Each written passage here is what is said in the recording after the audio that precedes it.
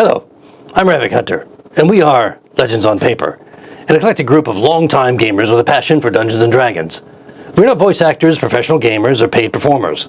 We are regular people just like you, except that we will probably make complete fools of ourselves as we attempt to have fun and entertain. If you enjoyed tonight's production, please follow us on Twitter, and subscribe to our channels on Twitch and YouTube. To find out more about us, please visit www.legendsonpaper.com. And don't forget, most importantly, to tell all your friends. Thank you for joining us on this epic journey as Legends on Paper presents The Greatest Adventure.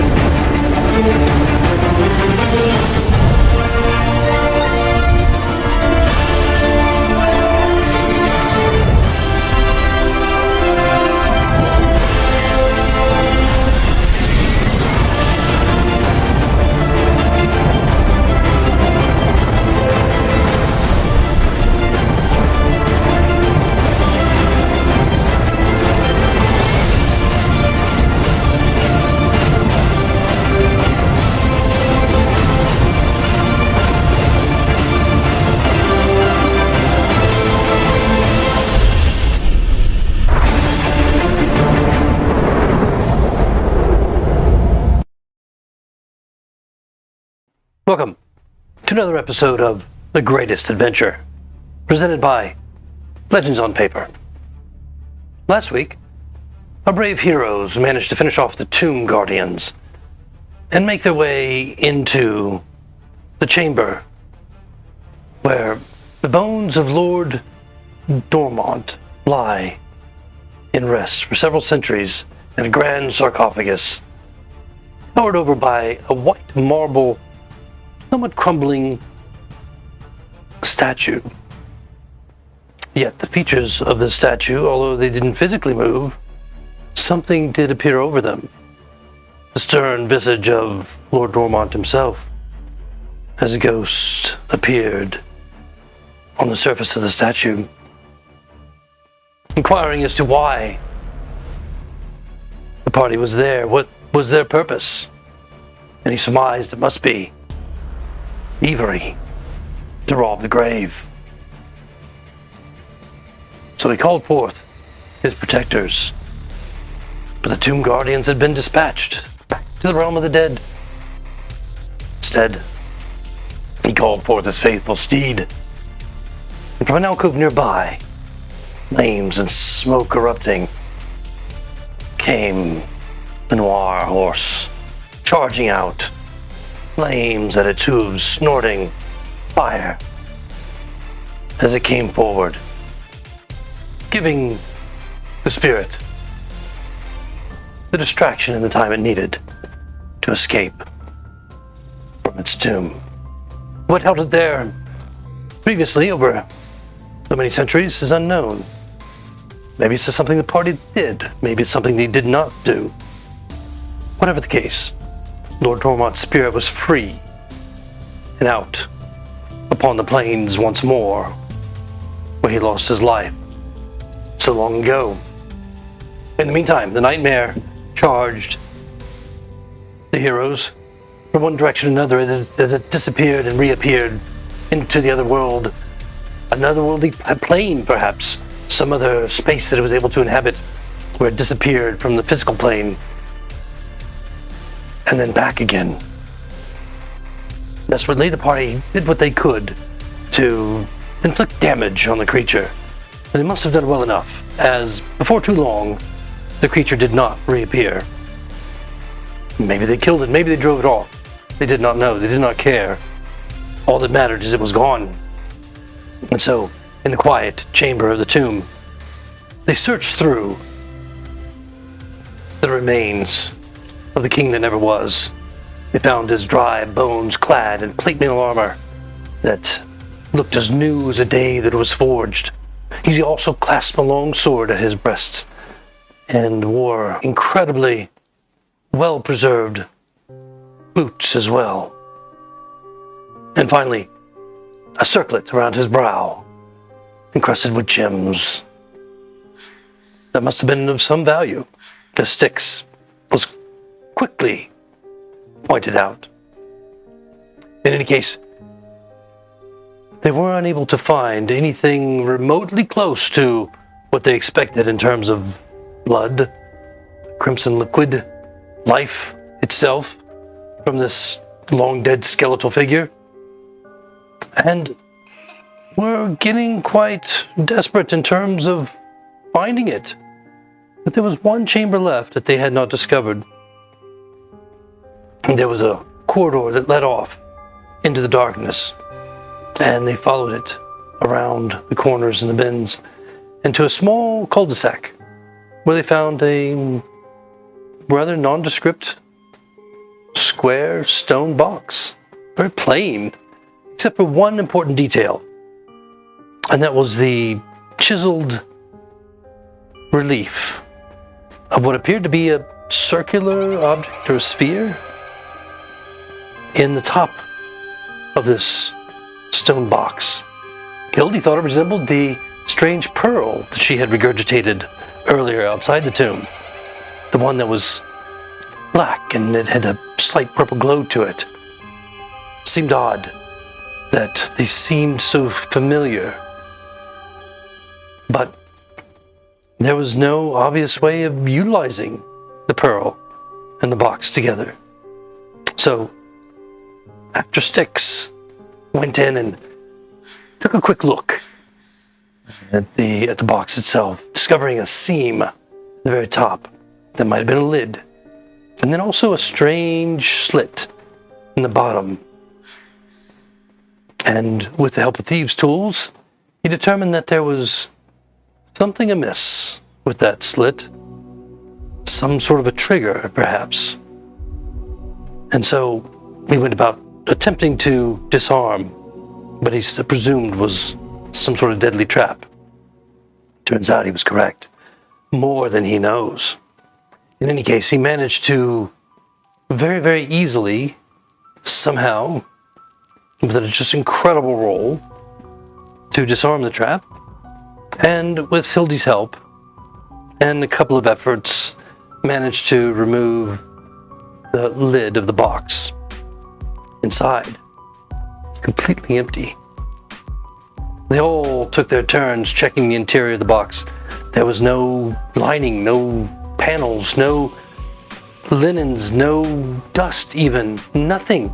Just an empty stone box. They were at their wits' ends. Didn't know what to do. Where were they going to find the blood of the king that never was? It seemed like an impossible task. But then they thought back again to the trip mechanism at the bottom of the box and decided that maybe they should see what might be under it. If there was nothing in it, nothing on top of it, nothing around it, there's got to be something underneath it, right? Maybe. So, with Nim's help and a crowbar, she lifted the edge. And it was just enough for Hildy to peer under and increase the natural aura glow around her to illuminate what was underneath. First thing she spied was the very complex mechanism of the trigger of the trap in the base of the stone box. It was a mechanism of such complexity that she had not seen in a long time. Too long. It definitely reminded her of some of the complexities of Twatha Day work, although it's unlikely that any Twatha Day would lower themselves to creating a trap on a stone box. In any case, it was complex indeed, and fortunate that it had been disarmed. But no other outward obvious signs of the blood of the king that never was. And as she peered further into the shadows, her gaze fell down onto the floor underneath the box itself. Nim still holding up the crowbar, and he spied a small hole, just about the size of the pearl that he had coughed up. So he thought, what the heck, let's give this a try. He dropped the pearl down the hole. Nothing happened. Initially. Then moments later, there was a percolating sound that echoed from somewhere deep inside the hole, and then out popped a little bit of blood spurting out the hole and then more came to slow flow of bubbling crimson liquid. Fortunately, Hildy had the small vial that once held the healing potion, the vial healing potion, that she had purchased from the Kabooter Gnome outside of Lionsgate. It was emptied, as she had taken the healing swill sometime before, and managed to fill up rather quickly, but the vial amounted to about 1/4 of an ounce of liquid. She wasn't sure if that'd be enough, and there was some rumor that they had to have an entire carafe, although I'm not quite sure where they got that idea. In any case, the percolating and slow flow had pretty much stopped, come to nothing but a drizzle as it spread out on the floor underneath the square box, and Nim was still holding up. And they hoped that what they had retrieved in that small vial would be enough. A tremor shook the tomb, and that pretty much motivated them to get out as quickly as possible. So, flask in hand, vial in hand, they headed out of the tomb as quickly as they could. It took some going as they managed to get through the level parts of it easy enough, but then up and down and through the pit and out the opening that they had dug out.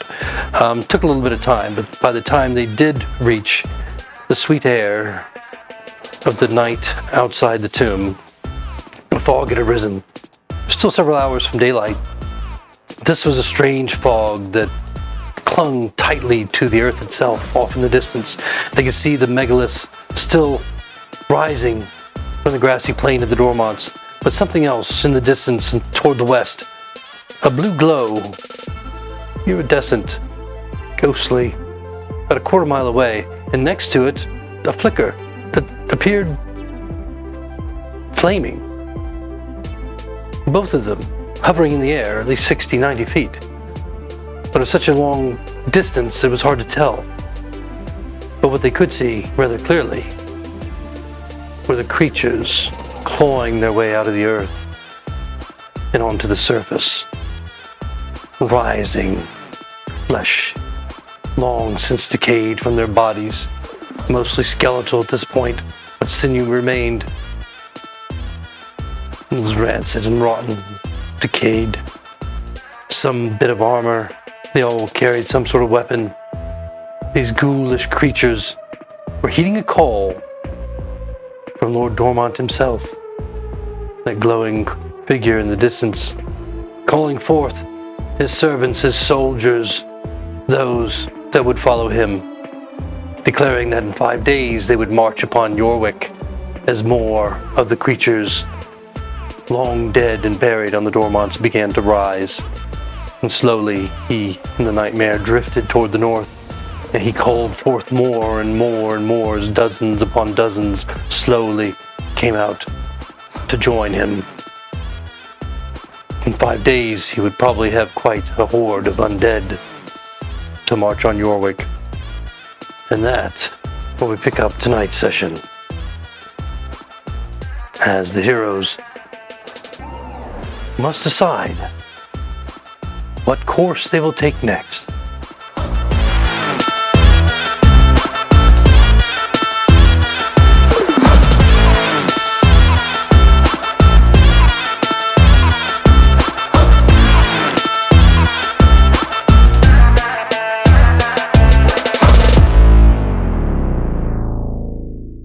What are you going to do? They were physical undead coming up, right? Not ghosts. They were actually like skeletons and zombies. You could see that they were very ghoulish in their appearance. They looked mostly skeletal, but a few of them had what appeared to be some flesh still attached to them. Maybe more recent acquisitions of the Dormounts. Who knows? But the ones you saw most certainly looked solid. Does it look like that, like the pillars that are all around, is it like there's something that came out of the ground, like near all those pillars? Just passively as you look around, of course there are all the megaliths, that you can see throughout into the distance of the Dormounts. they don't seem to be necessarily clustered around those specific megaliths. There may be, a few of them are nearby, but most of them just seem to be in the open expanses between them. They seem to be just rising up, perhaps buried where they fell, as they were not nobles, they were not leaders of any sort, just your ragtag group of soldiers, perhaps. And then the regalia that they're wearing, not a lot of textile, linen that you can see, some threadbare at the best, and the rusted chainmail and parts of plate look quite ancient. And are our horses still there? The horses are still there. They're still tied. They're getting a bit nervous, of course, but let's get out of here. It's the nighttime, correct? Yeah, it is. It's in the dead of night. You were in there for a little while, but not so long that you're any closer to dawn. And you're probably at least 4 or 5 hours from dawn at this point. Everybody's going to see me start running towards my horse. Okay, you see him kind of I pulling believe we'll against there. probably be following you. Unless whoever's rope is hanging down in the pit. I don't know if that's Nihilus or mine. That was Nihilus's. All right, then I'm going to leave his and I'm going to run to the horses. Yeah, Niles will collect his rope and grappling hook as quick as possible and head to the horses. Okay. And I will jump on and I will start pointing my horse southwest toward that town we were at. Remy, the village? Yeah. Okay. I'm going to start slowly heading that way and looking behind me if everybody's going to follow me.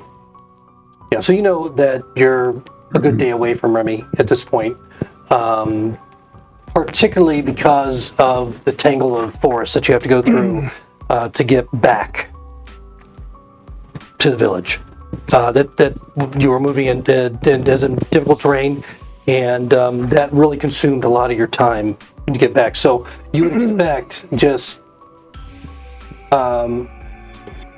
doing the very, very basic math that it's probably going to take you until at least the next afternoon if you moved at your absolute quickest and didn't rest to get back to Remy. So, looking at that map, we're moving southeast towards Remy, and the undead horde that wants to kill the world is heading west. No, they're further west. They're Further west, but yes. they're also heading east. But they're heading north.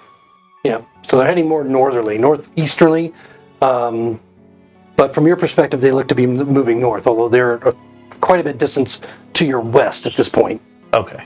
At least a quarter mile, so they're not real close. So in theory, we probably don't think our paths are going to crisscross. Yeah, I mean, if you're heading toward Remy, which would be on your way to Yorwick, then no. If you did kind of take that northerly angle, No, we don't need to do that. possible. Yeah, depending on, and who knows what direction they're going to go in an hour. You know, it could be a very different direction. Are we really just going to leave this mess we made and move out? We can't take on all those things. Let's get farther away and we'll talk about it. I don't I think feel we we can need- fight them. I feel we need to, at the very least, head to Yorwick and let them know what's coming their way. Or Remy and send word to Yorwick. Yeah, we can stop. We can be the stopgap between them all. If I look behind me, I can be pretty sure that no one's following us. None of the undead are following us as we travel. Just simply looking behind you, passively, again, it's very, it's foggy. Those that have risen from the ground that are closest to you are heading away from you toward Lord Dormont. Would it make any sense that Yorwick is closer or faster to get to if we just did a straight shot than Remy would be? Or is Remy closer? Yeah, Remy's a lot closer. Remy is at least 2 days or a day closer than Yorwick. And we can send out fresh horses with fresh travelers to tell York. Then let's head to Remy first, and we'll decide if we're going to head to Yorwick. But they need to be made aware of what's coming their way. Yeah, so Remy is a little bit more direct east and York's a little bit more northeast, but the only road that you're aware of, based on your previous travels and currently, would be to go through Remy and then on the road up to Yorwick. You could try what you were suggesting and go at a kind of a diagonal through the forest, but it may actually take you longer. Yeah, if Remy is very obviously closer, then I would suggest heading to Remy. Presumably, we'd want to send word to Lionsgate as well. So it's not like going directly to York would make any sense. We'll need armies from all the cities. Maybe they have pigeons they could send. Well, The army were heading towards Yorwick, and then we're going to go to Lionsgate, as far as I know. Yes, so we would probably want people from Lionsgate to help us in this fight. Or protect their own city. I'm assuming, are we discussing this as we're writing? Yes. Standing there. That was my assumption as well, that you're moving toward the forest line, the tree line on the eastern side of the Dormonts. Which isn't that far away, actually. Just I think about an hour and a half or so if you're moving, at a rigorous rate. But slow enough that we can see. On to Remy then. I'll have a torch out, I guess. Okay. All right, you're going to lead the way. What's the marching order going to be? When we're not in the forest, do we need a torch? What's the moon looking like? It's the ambient light here is fairly bright. The moon is almost completely full. There's a lot of stars. There's not that much cloud cover right now. It's fairly clear, but the fog is low. Like waist level and below. And it's not, as you're moving toward the east, it's kind of diminishing a little bit. It's heavier in the bulk of the Dormonts toward the west, where the creatures are rising. Gotcha. So what's the marching order going to be? I'll go first. Unless Okay, somebody wants Nihilus. Six seemed in a hurry, so Yeah, I'll be right behind him. I'll definitely let him go first, but then I'll be behind him. Okay, I'll follow my BFF, of course. My new BFF. and then Jolo. the two women warriors will be bringing up the rear to make sure the boys are okay. Okay, so would that be Nim and Hildy, or Hildy Nim? We'll put Nim in the back since she's got armor and knows how to fight. Okay, you Has good she with put that? on armor? Where? She already had armor. Yeah, but she got new armor. Yeah, she didn't have time to put it on. Yeah, I nobody's. haven't put it on yet. Yeah. Where is Nihilus holding his sword? His new sword. I've probably got it strapped to my back. I'm just gonna eye it and praise it like the good. So the boots that you recovered, did you actually put those in a backpack, or you just kind of hanging those over your shoulder, or how do you have those? I mean, considering the circumstance, he probably would have, just quickly strung them over his shoulder, strapped the long sword somehow through a strap in his backpack. I mean, because we were running out of there, so Okay. I don't think he would have taken a lot of time to carefully stow the stuff. Okay, and currently you're on your horses, traveling toward the east. Okay. And then took the plate mail armor. Yeah, I know you put the plate mail armor in your backpack, is what you had said when you were down in the tomb, packing it away real Just quick. confirming. Yep, I got it. How does Styx carefully stow his newfound Oh, it was stowed before I even left the tomb, so that none of you could see it. Yes, which brings it back to that particular point. So it is possible that Styx was able to recover a certain item without anybody seeing it being recovered. I think so. Now, really, the only one that might have had a real possibility of witnessing the event would have been Jolo. Of course, Jolo at the time was basically a miner's son. And so it was very bright, although it didn't affect his vision whatsoever, oddly. Only enhanced it. The body of Styx was kind of betwixt Jolo and the particular item he was trying to recover. Jolo is super short and tiny, so he might not have been able to see over. Might the not sarcophagus. have. So, Respectable height. so Did you just say he's like to 5'2"? clarify, just to see what the characters know and don't know, Styx, go ahead and roll your stealth. Sleight of hand. Sleight of hand. We're talking about the circlet. Whatever that item was that he Ooh, you're recovered. in trouble. Dirty 20. Okay. Well, I have since to be honest though, when Nim was in the casket earlier, in it earlier, she would have seen it, and then when she went back for her armor, she would have seen it missing. I'm assuming. oh yeah, I don't know. You were pretty excited about that armor. passively, I think it's pretty reasonable to assume that anybody that looked back in the sarcophagus, took anything out of it afterwards, would have noted that the circlet was, It was gone. Yeah. Where what we you- wouldn't have seen her. exactly. But Nim did just see Nihilus in there, so could have been someone else. And he did take some things at the time. And Nihilus is carrying all this other stuff out of there. So it's very possible.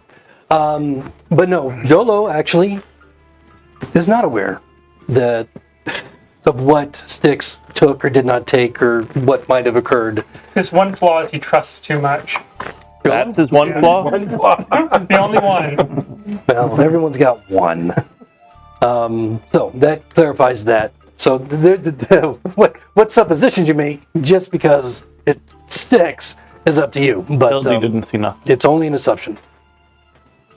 All right. So you get to the tree line rather quickly, and pretty soon, lost in the fog are the creatures that were rising. And it wasn't they were rising all around you or anything like that, but you could see them in the distance, close distance and far distance. They were slowly climbing out. So clearly, he's got some methodology, some plan in terms of collecting enough bodies before traveling to Yorwick with them, as he claimed he was going to do. Whether or not that takes him through Remy or directly through the forest to Yorwick, you don't know. You don't know what happens, what's going to happen, what his thought process is and what he's going to do. But right now, you don't feel like you're in danger. As we're None riding. of them are paying any attention to the equipment that we've actually taken, like looking at the sword as we go past, or looking at like us in any kind of way. They're just focused on the king on the hill. Yes. Well, he's not on the hill. He's in the air. He's like elevated. And just, again, he's about a quarter mile away, and so now you don't even see him. But when you first came out of the tomb, he was probably 60 or 70 feet up in the air with the blazing horse right next to him. And you could hear him calling up his servants, his soldiers. And they were rising slowly. But no, none of them were paying any attention to you guys. They were all just focused on him. And going past them, if we were to take our sword and just take swipes at them, would they react? You would have had to go toward... You didn't pass any? We're going in the I didn't opposite pass direction. Yeah, so you would have had to actually go toward him. They were all to the west of you, and you guys got your horses and headed east. I just assumed we would pass them, but if we haven't, that's Yeah, fine. no. We won't try that. I mean, just passively as you are going in the eastern direction, you can see that there are shallows and ripped up turf that you can presume creatures would have come out of. Do you need to go look through their graves for anything? Don't tempt me. You took No, I'm in too much of a rush to get out of there. That was Mike. Now that we're going further, you said the fog is starting to dissipate? Yes, by the time you get to the tree line, the fog is fairly thin, and you can see, but you have the trees ahead of you. So you're going to be entering the forest. Can we see the path just made by 5 horses and 5 people a few hours ago? Possibly. Whoever would like to roll a survival. I can. I was hoping it would be you. Styx is paying Ooh, too that much was attention. good. Get out of there. 23. Okay. So, assuming you're fairly close to where you exited the forest as you go back, you're able to, after some bit of searching, able to kind of surmise the area that you had come out of previously. So it's a little bit more trampled and clear, but not really that much. It's still difficult terrain. It's Try to because follow the same familiar path that we took before. If anything looks familiar, we're just going to stay and retrace our steps, basically. Okay. And the whole time, if Styx is close by to Nihilus, he's going to call over to Styx and say, "You may not have heard, but the half elves had mentioned a strange small dragon creature that flies the skies over these parts. So keep an eye out. Keep an eye above the tree line and let me know if you see anything. And I would like to make a very poignant point of keeping an eye out, keeping my wits about me, looking up for that creature that they warned us about. Okay. So I'll extend your passive to looking in the air, but you will be under trees in about 20 seconds as soon as you go into the forest. So, Now you said we had to lead our horses through the trees. yes, right? yeah. I mean, you don't have to, but you do run the risk of them getting injured. We'll walk. Because once you get in there, you know that there's lots of roots and brambles and there's ruts and just areas where they could easily twist or break a leg. Is this the kind of area that would be dangerous to walk in damaged boots, for instance, theoretically? Yeah, I mean it's not slowing her down, but it's definitely very uncomfortable considering that the heel of one boot has been completely ripped away. Walk with a hobble. But it's not slowing you down at this point. So just hope you don't step on anything sharp. All right, so we're retracing our steps back the way we came. Okay. All right. So Do we go past the altar? that's going to be up to you. I mean, if you want to carry on We're with retracing that. our steps. We should go past the altar and just check that we never left anything behind. I'm sure that whatever you might have left behind is going to be just sitting there waiting for you. As much as a player, I'd want it back. Styx is going to be like, let's get the hell out of here. I mean, right now your path is, if you're following the path that you're on, would take you pretty much right back to that clearing with the altar. Wasn't there a big old treasure chest under that or something? I don't remember. It was consecrated, so that might provide us some sort of protection if an undead army is following us, I think would be a realistic expectation. Wait, who consecrated it again? Didn't that I believe Suna. Didn't that go to Suna the woman? Didn't she say that the guardians might come back? We should get out of here. Well, we'll see as we get closer. We're going the same way that we came, so we are heading to Remy the quickest way we know. Darn fools. Ravic's already taken out his treasure sheet. I think it was a notepad. Don't you wish? Okay. All right. So over the next few hours, a couple hours anyway, as you head back toward where the dolmen was and the stone megalithic structure that stood there, there's no light to guide your way other than what you carry. Nihilus with his torch, Hildy with her very, very slight glow, unless you care to increase it. It was bright from using it inside the thing, but that only lasts an hour. Right. So. Yeah, so that would go out fairly soon after you entered the forest. There you go. Anybody else carrying light source? Dark and spooky in here. I'll light my lantern as we get closer. Okay. Nice. And my horse, Rudolph, I'm going to touch his nose. So forth. Okay. What are you touching? Are you casting a light spell on his nose? Oh, I was going to hit him a little bit. So no, okay, yeah, I'll touch his snout. I don't know, red color? You know where a horse's eyes are located, right? Well, it's forward you think facing, he's gonna like a be high able- beam. Really? Okay. It's a directional beam now? Okay, maybe not his throat, but that you do works. you. You do you, man. Well, I can keep trying places, until I find one that works. We'll go for Sure, he's it. going to love that. Yeah. Fine, let's go with the chest. That's fine. The chest. Okay. Right. So the chest between Love his the legs illuminates in every direction around his chest and outward, a little bit up toward. Sticks maybe his about- horse's butt because Yes, Jolo's in exactly. the middle of the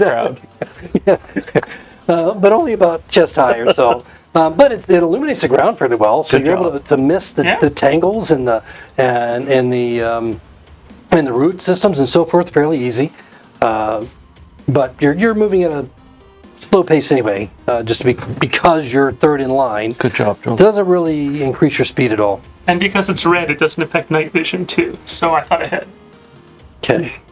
But it does give it a very eerie glow. All right. So Jolo's Just make sure you don't choose the black light spell. Not when Hildy's around. You don't know what'll light up. Okay. So it takes you a couple hours. The sound of reason. One of us has to. It takes you a couple hours, but you do finally find the clearing where the dolmen is situated, and it's exactly as you left it. It's dark, and there's no light around except for yours.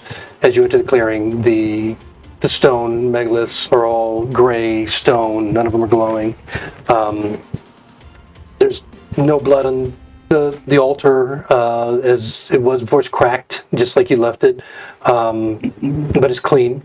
And you can see that there, it continued growth since the last time you were here, which was just a few hours ago. There's grown grass and little flowers all around where it was scant before and just dirt. So that's the one change that you notice, is that all that open patch of soil, when you came to this place first, is now covered in grass and in small flowers. Are they yellow like we saw elsewhere, or are they just different? Different colors, little lavender ones, ones with yellow ones, and many different colors. Not like the Dormonts, where there were very specific patches of yellow. Can I take some of the flowers? Yeah, of course. Because maybe you like. Will you be stopping?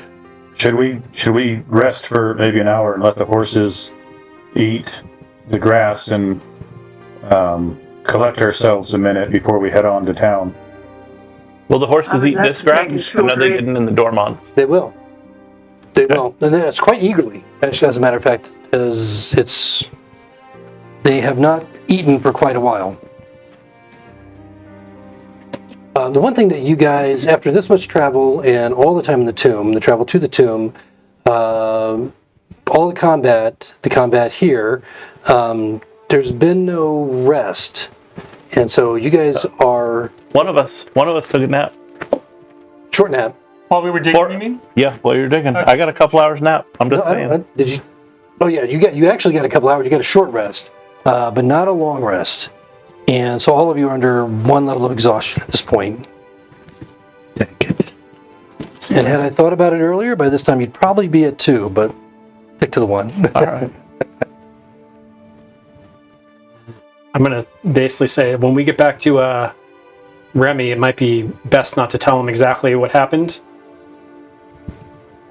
Do you mean about the grave robbing, dear? About the king rising and... Yeah. Oh, that we should tell them. Well, don't tell them how it happened. That would be the That's grave whether it was robbing. our fault. I think it was more us just entering his tomb. I can say that I followed a group of grave robbers who. Why don't we just say we saw a ghostly specter rising from the distance in the Dormonts? We're with them, dear. That means we're grave robbers too. But I didn't get anything. Where's my loot? You're just bad at it, like Oh. me. I guess it takes practice like anything else. I don't know. Do you want to practice? Nim's grave is over there. She's just not in it anymore.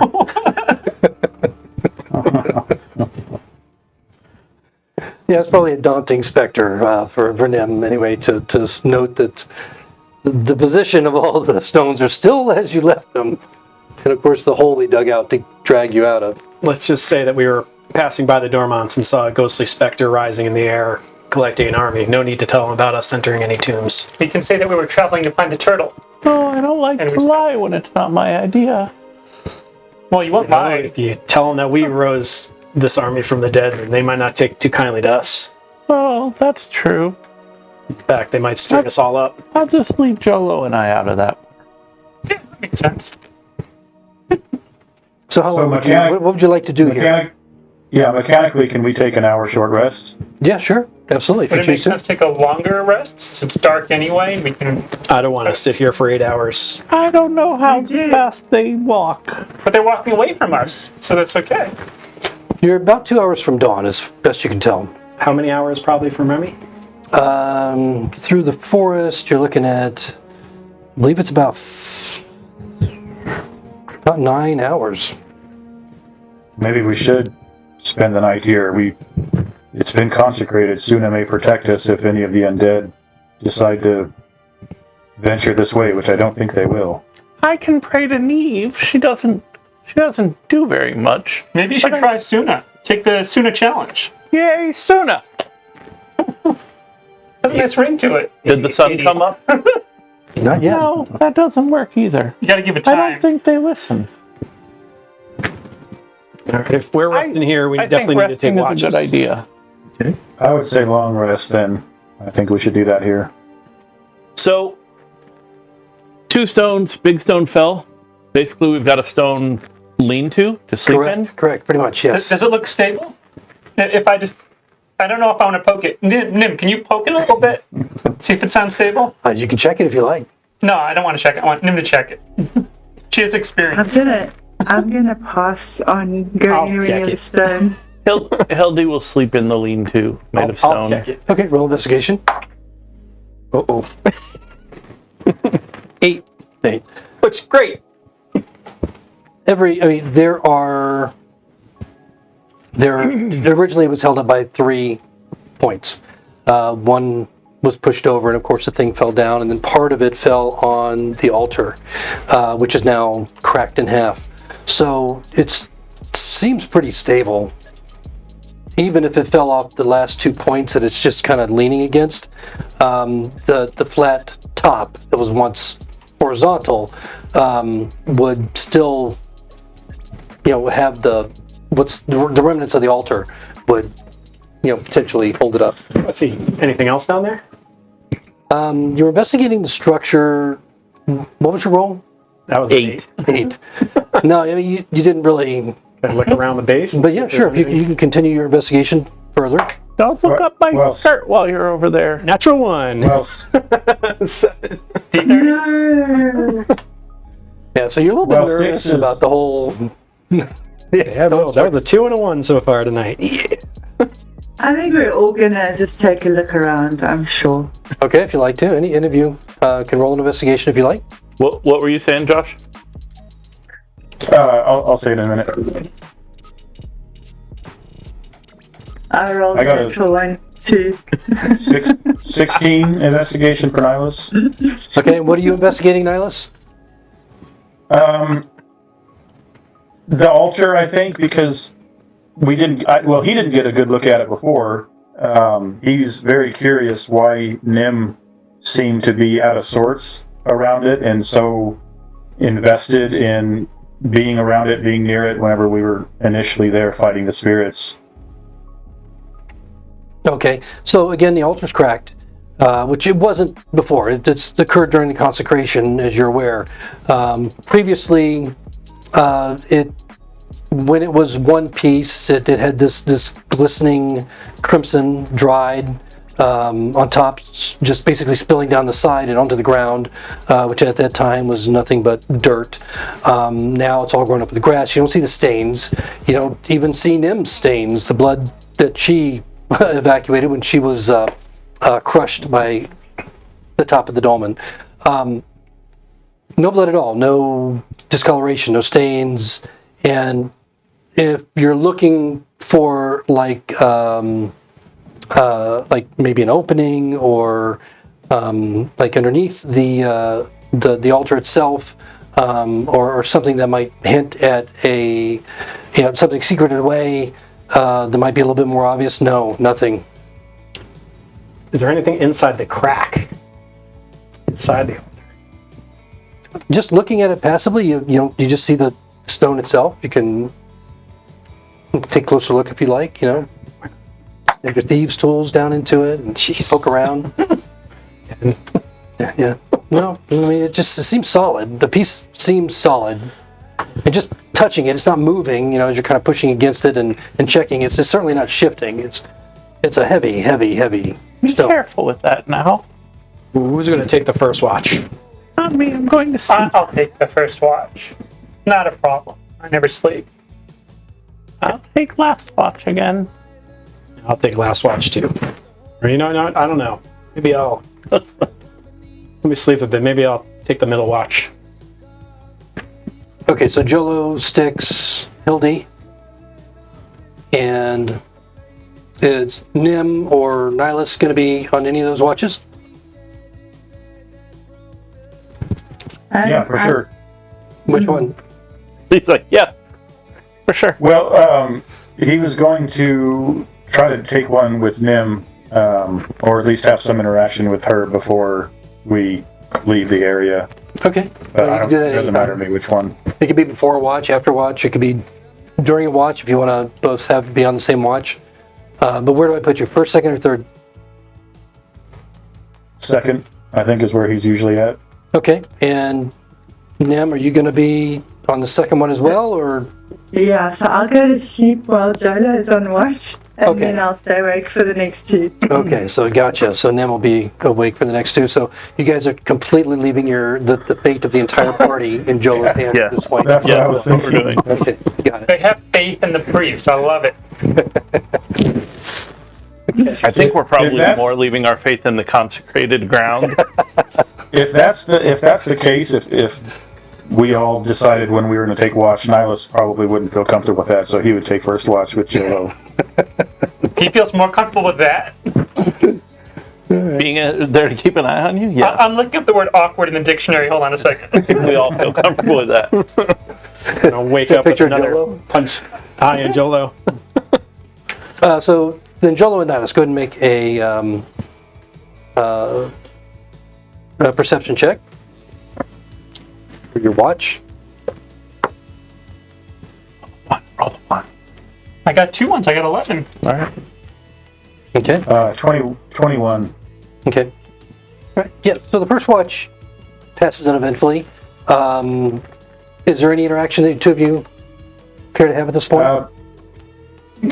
He will. Are there any trees to hide in? No. He'll do his druidcraft weather orb thing to see what the weather's going to be like. Okay. Roll a d30. A 28. Oh no. That means snow and hail. I don't even know what it means. I have no idea. I randomize this every I session. think you rolled a 1 last time. We're like, oh, it's going to be horrible. And you're like, it's sunny out. Yeah. Okay. So, I mean, right now, it's cold. At night, of course, you know, the wind has been rather brisk, but not terrible. It's been clear, so there hadn't been any precipitation. But over the next 24 hours, you feel humidity on your face. You feel the wind picking up. And you get the same sensations as you did on the road traveling toward Yorwick on, I think it was the 5th or 6th day that you were on the road, and it was so stormy. That same impression is what you're getting for the next day. Hildy's gonna snuggle up next to Styx while they're sleeping because it's cold. Check my pockets. She should be back in her pockets. So the two of you are in the one-man tent. Got it. No, we're in the lean-to, the stone one lean-to. man. Okay, He didn't set it up tonight. You set up the feel tent this like- time. All right, just all right. I love how you guys just survival mode here. That's great. Listen, we're under Yeah. exhaustion. We're not thinking true. right. It's true. I want to take the time to set up the tent in case we had to get out of here. So sorry, was there any further interaction between Jolo and Nihilus? We all look at John. Is there? He'll be cordial to Jolo, make small talk, but he'll make it a point to ask Jolo about what was the what happened back there with the immense light that came from you. I've never seen anything like that before. Have you met many light clerics before? They didn't describe themselves as such, but I've never seen any humanoid beam so brightly with radiance such as that. I'm gonna kind of look at Nihilus's face and stare into his eyes, trying to understand. I can't quite read what's on his face. I guess perhaps because he's an Atlantean. But I'm going to point out that a lot of strange things have been happening to me lately. I've been talking without being able to control, as you saw at the beginning of our journey. I've been shining light, even though I can't control it. It seems like I might not be in control of what's happening, and it's making me very nervous. Well, that would make sense if you're not in control with your mouth, because I've also never heard anybody talk as much as you, and that would give me some relief that that is beyond your own doing. I'm a people person, and perhaps the what he's saying is just kind of going over my head. I don't realize that it's an insult, but as a priest, it is my duty to share knowledge and information, wisdom onto other people, and I take great pride in that. If that's what you're calling it, then so be it. I've never heard the gospel of Suna proclaimed in such a way, but I will take you at your word for now. But did you try to shine so brightly back in the tomb? Again, I haven't seen anybody able to do something that radiant, I suppose. I don't know. Suna's will is not always clear. I remember when I was younger, about to join the temple of Suna, light just emanated from me almost without my thought. And that's how I knew what my destiny would be. And perhaps this is just the next level. I don't know. Did that. A moment of vulnerability between the two of them. That's awesome. I believe if you continue talking, then someday you'll say something worthwhile. But we'll continue to have your back, I suppose, while our journeys are tied together. Okay, well, thank you, I guess, and perhaps one day you may enjoy one of my sermons. I have many on different subjects, including grave robbing and why it's not such a great idea, but perhaps we'll save that for another night. Yep. And also punching people when they're not expecting it. To be fair, you did destroy something that was very near to me, and you've also taken my only opportunity of being able to bestow certain blessings on us, so forgive me if I was caught up in the moment and acting out of sorts. Again, I stare into his eyes, and then I nod slowly. I'll forgive you. That was mostly rhetorical, but nonetheless. Doesn't even notice it. I like how they're bonding now. That's so You think that's bonding? You're gonna hear Sticks say, I'm "Quiet, glad I'm trying to sleep." So Six and them are then roused for the second watch. As Jolo and Nihilus. Yeah, as Nihilus' watch is over, he's going to kind of scamper off maybe around one of the big monoliths, kind of out of sight, and sit down as he's about to rest for the evening. He'll pull out about like a fist-sized stone from one of his pouches and just kind of stare at it, presumably out of sight from the rest of the group, but he's just sort of reverently almost just kind of pulling it over in his hand and staring at this stone, and then he'll put it back in his pouch and kind of settle in for the evening. Did we hear the weather report that Nihilus had in his head, or Not yet. we haven't? Okay. I mean, if he imparted it to you, that's up to him. No, not yet. Okay. He'll For tell all me of our in the morning. bonding, Jolo will just turn his back and walk off to a nice sleeping area. Not underneath the stones. Not going to do that.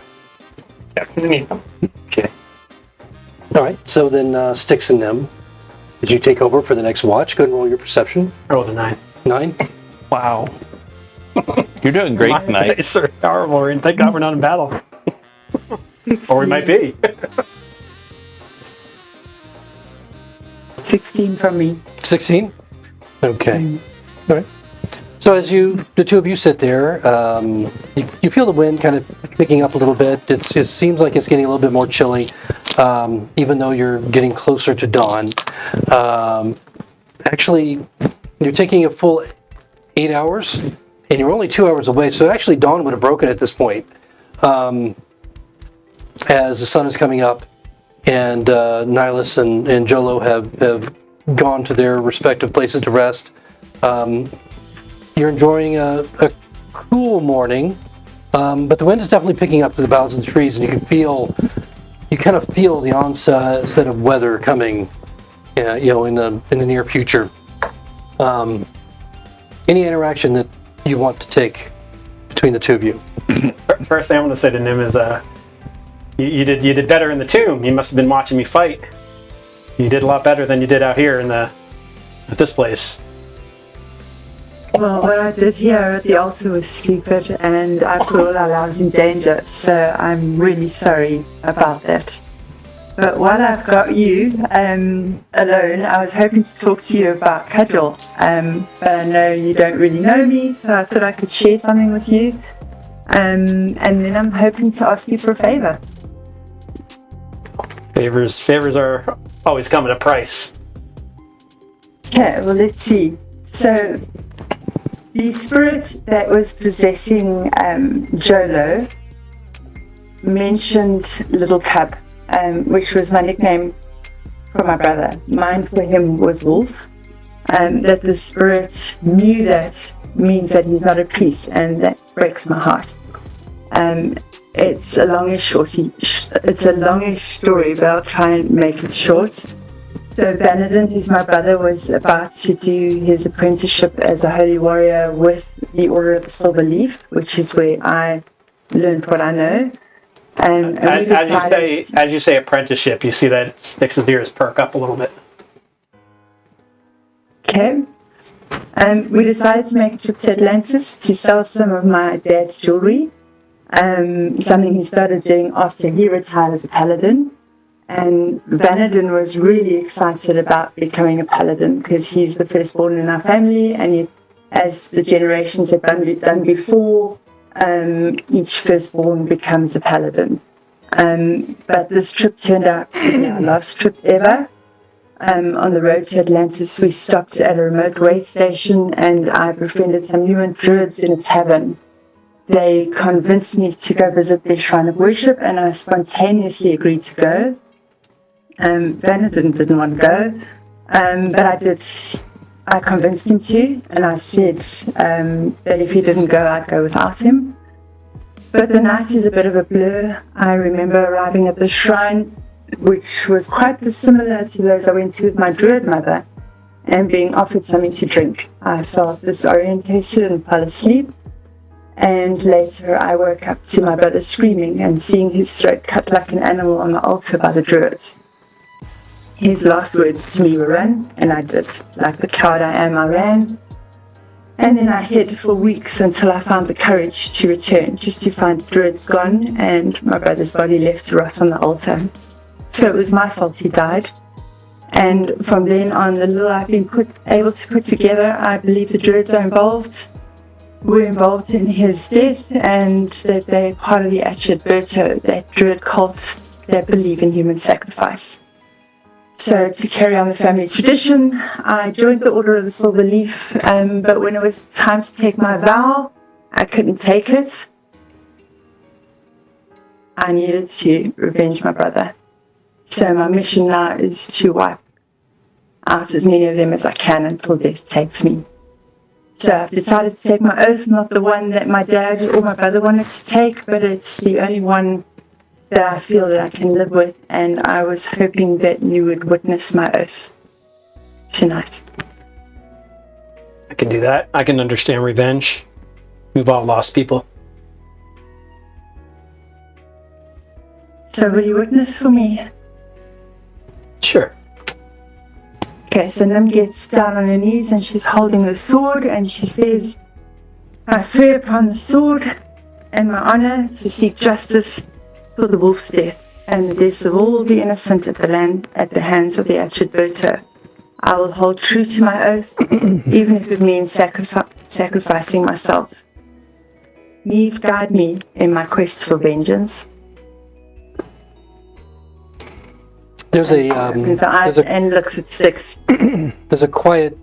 The area seems to settle. Quiet settles over the area, and then suddenly, from the position where Jolo is lying,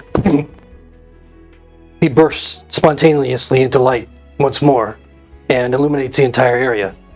It doesn't wake you, Jolo, but everyone else that. We'll see, Nihilus, you're behind that megalith, you said, so you probably are not 100% aware in the daylight. But those that are not and are within sight of Jolo, this is brighter than day. And it's just like what you saw in the tomb of Lord Dormont. It's like a dome of light. Right? And it extends. It extends maybe, to the edge and into the forest. And it just illuminates the darkness of the forest, and even, brighter, the morning daylight of the clearing. When he bursts into light, I'll immediately look his way, shocked, grab whatever's under my shirt. And I will say, not looking at him, but I'll just say under my breath, provided it doesn't hinder my quest, I'll help you if I can. Do you want to share what your quest is? Time will tell. The gods will see if we're all a part of this. What god is it that you worship? I wouldn't say I really worship. I'd say I'm more that I serve. And you serve? It's not the right time. Well, thank you for witnessing my oath. It almost feels official now. So, yes, let's carry on. I assume you want to head to Yorwick. That's where those druids are, correct? Well, I think Cudgel's got something to do with it, so I definitely want to head to Yorwick just to meet up with him to find out, because if he is involved, I'm going to kill him. Well, that sounds good to me, but you have to know that the Cudgel's not someone you want to mess with. There's a reason why I want to avoid Yorwick. He has a reputation for malicious acts on people that are guilty of nothing more than making poor decisions. He's known to be a ruthless, emotionless killer that will do anything to improve his position, and will make a strong example of anyone who crosses him. And keep in mind, you don't just face this Cudgel. Even if you could find him, you face everyone in his organization, every thug and enforcer that works for him. Are you ready for that? Maybe not ready, but it is going to be part of something that I will do, so we'll see. I'm not too sure anybody will really miss him, so maybe I can get away with it. I'll think on it. We're heading to Remy, so... And one more thing. I think you should keep that armor covered, or when we get to town, maybe buy a tabard or something to cover up the symbols. I don't think you should be walking around with those symbols so brightly emblazoned. They might not look favorably from everybody else in the Dormonts, around the Dormonts. It's a good idea. I do want to maybe just see if there's any magic involved. And tonight, as part of the ritual, I will detect magic again around me. Okay. Where's the armor? Armor's in my backpack. And do we know that she can do this, or she just does it and we don't know, right? Not unless she tells you. Okay. Yeah, it's just I don't think we've seen her do it yet. or not realized what she's doing, perhaps. Yeah, the last time she did it, we were sleeping. Yeah, so... Oh, no, she did it when we went into the tomb.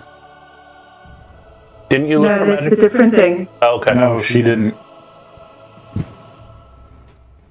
So, you're casting it as a ritual. As you cast your gaze around, you're not really seeing anything lighting up with a magical effect. No auras. So within 30 feet, nothing. Given the sword on Nihilus's back.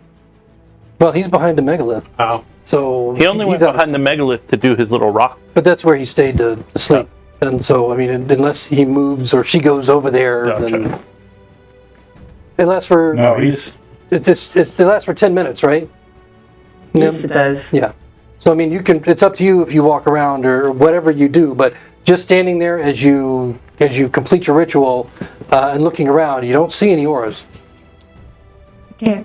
What about from Jolo with his glow? It ended about a minute, and so by the time she got to that after your discussion, it was gone. So it just flips away. It doesn't just like dim. It just it's on and then it's gone. That was weird, right, Six? I don't know what's going on with him. Probably a dream. He has light dreams. Anything else between the two of you? No, done. All right. Okay, so Nim's still up as Styx finally goes to resume his rest and complete his Before I go to bed, can I just look around for some lodestones? lodestones. Yeah, they're magnetic rocks. Yeah, I know what lodestone is, but you think you're going to find? Okay, sure. Yeah, you can look. Why not? They're everywhere in nature. I've rolled a few 1s and 2s already, That's true. and a 5 with Yeah. plus No, 11. No.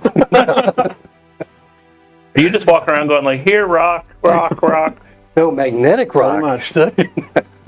Okay.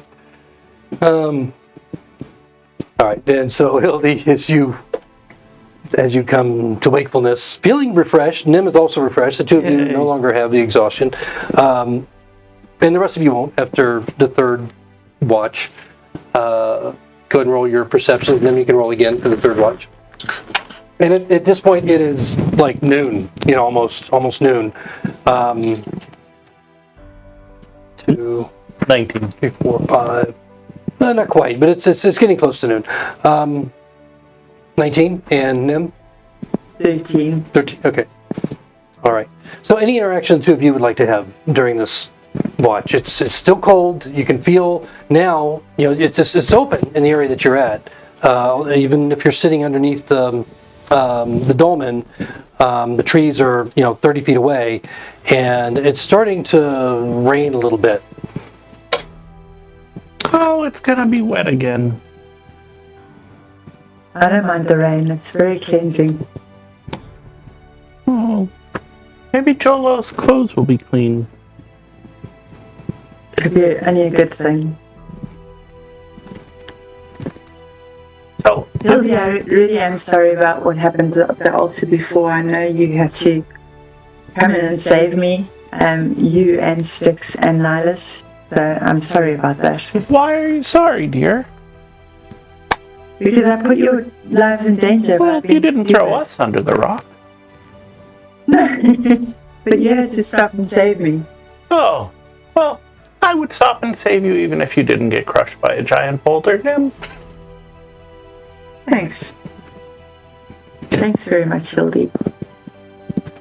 This trip is worrying me, Nim. Why? It's bringing up things I thought I'd forgotten. Well, I didn't think I forgot them because if you thought you forgot them, then you knew them. You didn't forget them. It's bringing up things I forgot, but I didn't remember them until I remembered. So what are you remembering? Well, you're an elf. Do you remember the breaking? No. Oh, it was horrible, Nim. It was a very bad time for all of us. How long ago was that? Oh, when I was a little girl. And sure, how old are you?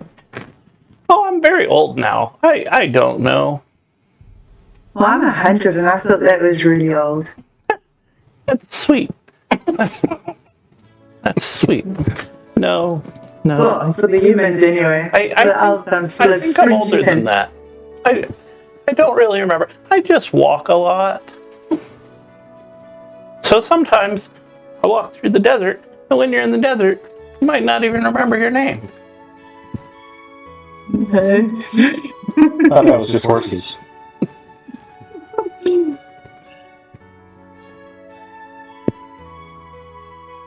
But So what did you do when you were younger? Well, I picked flowers.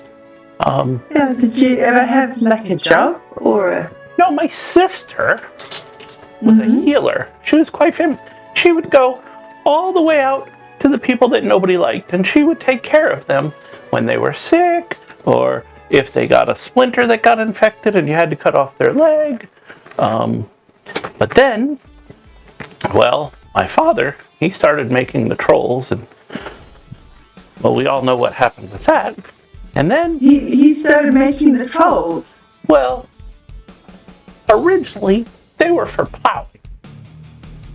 But things just went wrong. The trolls, the giants, the dragons, it became a mess, Nim. So I think I want to be a healer like my sister. Although, I've had dreams, Nim. I've had some really bad dreams about my sister. Is your sister still alive, Hildy? Well, she couldn't be. She'd be very old. But no, she's not. And I believe Merlin had something to do with it. Merlin, the mythical Merlin. The Merlin that the troll was trying to call for when he tried to eat Jolo. I believe that Merlin, I'm not sure. It's a dream, but it might not be a dream. It might be a memory, but I was sleeping when I remembered it, so it might be a dream. But How did Merlin kill your sister? what? Why and how did Merlin kill your sister Well, in your vision or your dream? There was a flash of light and some wind and a very cold breeze. That's why I don't like the cold. That's why I was glad I got to snuggle up with Six. It was very cold, and it was a great evil feeling. And do you remember when the demons came and they stole the queen? Yes. So that weird feeling in your head just before they appeared? Maybe it was just my head. I don't know what happens in elf heads. That feeling reminded me of the vision, and I think Merlin had something to do with my sister dying.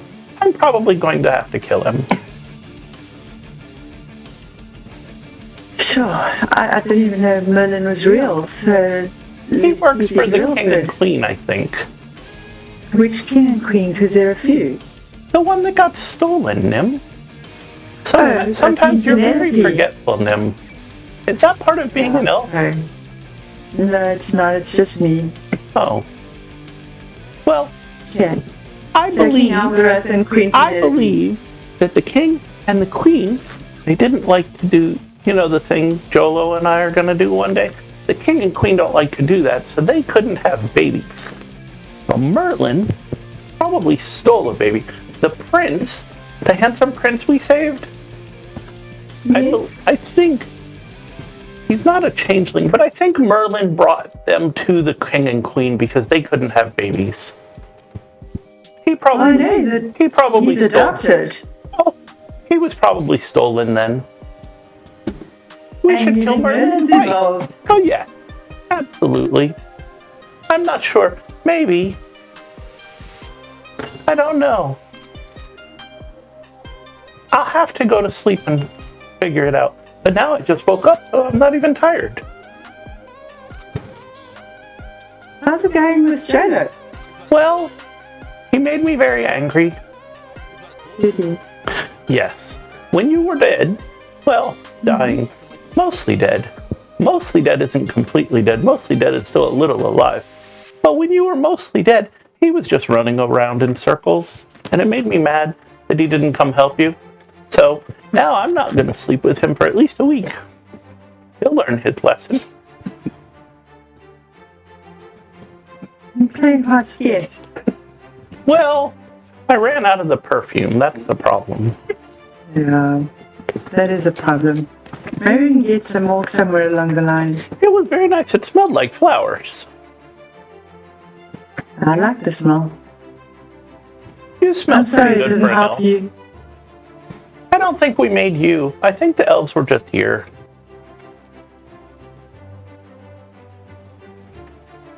Hildy, you Give me hear a lot to think about. You hear something moving in the forest. You don't hear it, Nim, at this point, but as you're finishing that thought with her, you hear what's up. I will immediately Sounds like a horse. grab her shoulder and go, "Shh." And I'll point. It's coming from the east and seems to be vaguely along the path that you guys had originally come in on. Is there this clearing. fire? You don't see any fire. You don't see any light at all. It's the middle of the day, almost. Almost noon, as the rest of the group is starting to, Nim. start to. I hope it's come not around. that fire horse. You hear the clink of metal. You hear the clop, the careful clop of hooves as it gets closer, just to the edge of the forest outside of the clearing. And then there's a hesitation from the darkness of the forest. I'm gonna scurry around and boot Nihilus and do this when he looks up at me. So everybody's kind of coming awake at this point as well. I'll make like bow and arrow things and point. And I'll be like, And then an armor-clad man, dressed in plate mail. He's got a white cloak, silver fringed. It's got the emblazoned rampant lion. The plate mail he's wearing is silver, beautifully polished. It's got some engraving in it, some filigree. He's got long dark hair, muscular, bit of a mustache. He's removed his helmet. And he's kind of holding it aside, and he's leading a horse. He walks into the clearing, and as he looks around, scanning the area, he's obviously a temple knight. Is a weapon drawn or no? No, he doesn't have his weapon drawn. He's holding his helmet in one hand, but he looks shockingly familiar. As the rest of you wake up, Jolo rising, Nihilus coming around the corner. He's a spitting image of Jolo. He looks around. Gerwyn Pugh, are you here? And then his eyes kind of focus off in the darkness where Jolo is rising. There you are, brother. Come greet me. Button. I walk confidently up to this man who is apparently one of the most beautiful men in the You world. look ridiculous. This is what you've come to. This is what I've come to find. I've traveled a long way to find you. You weren't easy to find. What are you doing out here? I look up to Dylan and I say, Dylan, there's evil afoot. There's always evil afoot. I've seen terrible things. I'm now on a mission from Suna. So we're going to go to break right now and pick up with that in just a moment.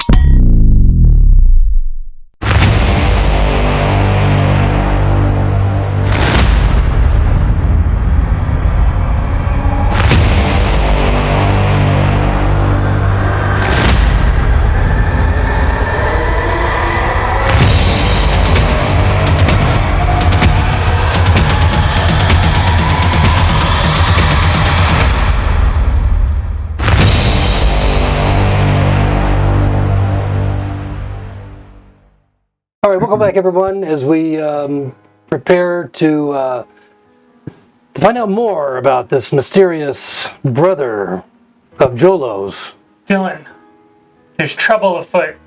Evil is lurking, and we have to stop it.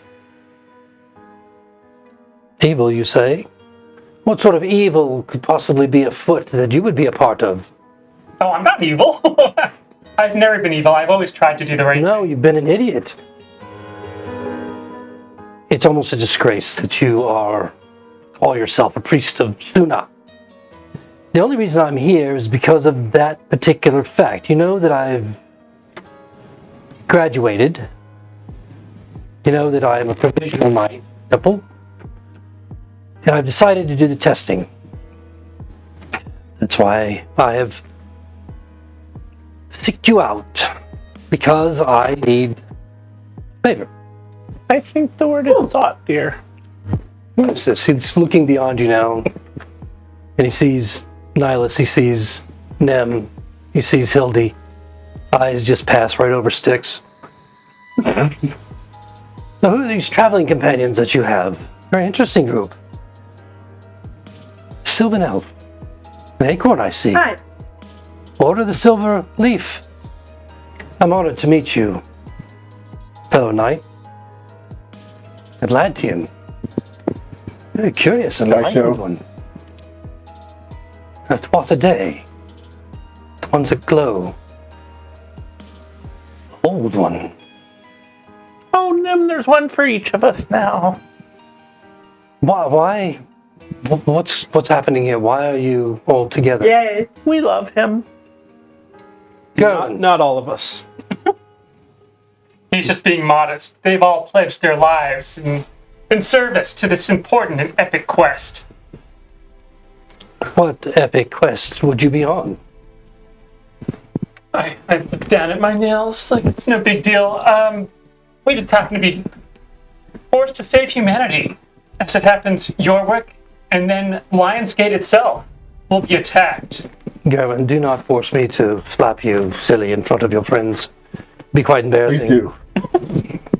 I don't think any of them would stand for my getting hit. I have worked to establish both my credibility and my strength in battle. Styx will step back and allow him forward if he needs a room.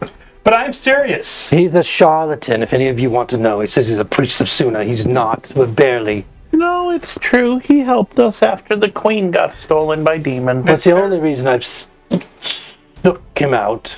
This very land has been sanctified by Suna at my hand. I don't know where the stories begin and where they end, Gerwyn. You've been telling such tales for so long. It was a pleasure to be apprenticed away from you and the rest. And the rest? To whom are you referring? Our family.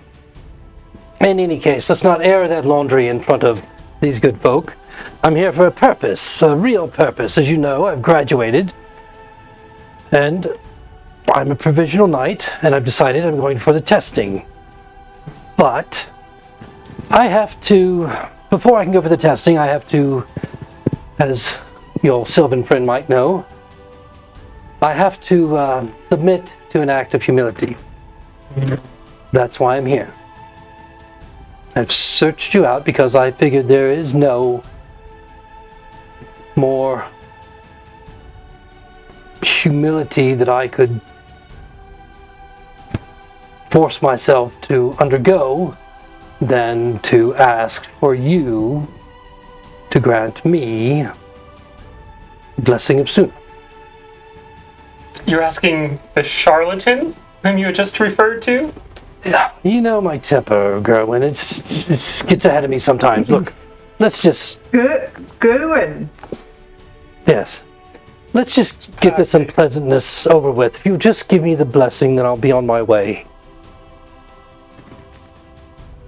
The Book of Reason does state that something given has no value. Fucking book. Perhaps you could join us on this quest and prove your mettle in battle, as I have done. Perhaps you could even switch places with him.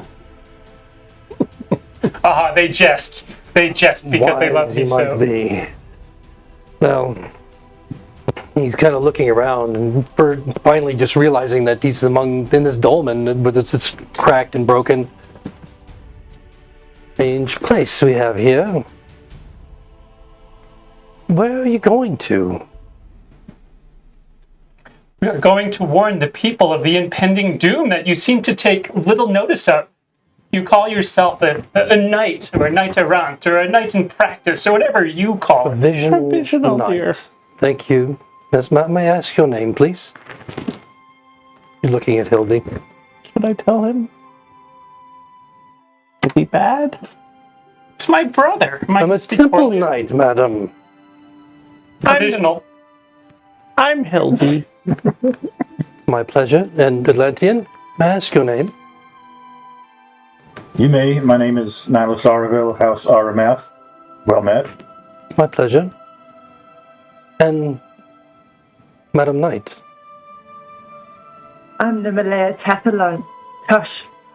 He walks over and presents his hand to take yours. Nem. Okay.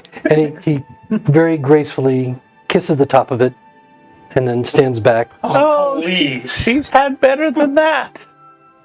Oh, I imagine such a beauty might, but I look at her as a fellow soldier of the cause. Her cause, perhaps a bit different than mine, but our interests align, I would imagine, considering her order and mine. But that brings us back to the reason I'm here. I would very much like, if you wouldn't mind, to take just a moment to give me a blessing of Suna. I've killed Dylan, if I may interject, may or may not be my place, but we're out in the middle of nowhere. How did you find your brother all the way out here? Very impressive. I was in Remy and spoke to Jolo, and then came across a strange couple at the tavern, Chicletta and Erothian.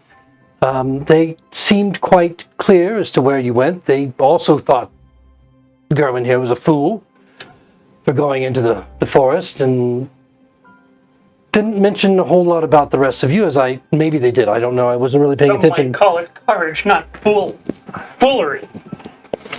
Everything in your life has been in one direction, dear brother. Forward. Yes, into the mouth of foolery. That's been your destination, always. It'll never change for you. Do you want to call me foolery?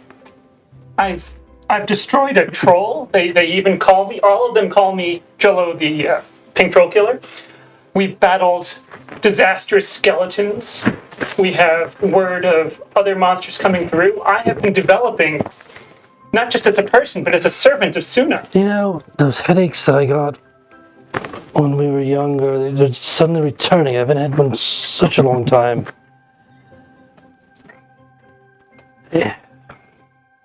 Your ridiculous nature. I don't want to offend you any further, not in front of these fine people that you travel with for reasons I can't possibly comprehend. But please, just let's dispense with all of this. We'll save it for the family reunion. And just a simple blessing of Suna is all I ask, and then I can go back to Yorwick and complete the testing and become full-fledged temple knight. Get the cloak with the gold fringe. Be honored and appreciated by all. The family will be so proud. They'll have at least one son that they can be proud of.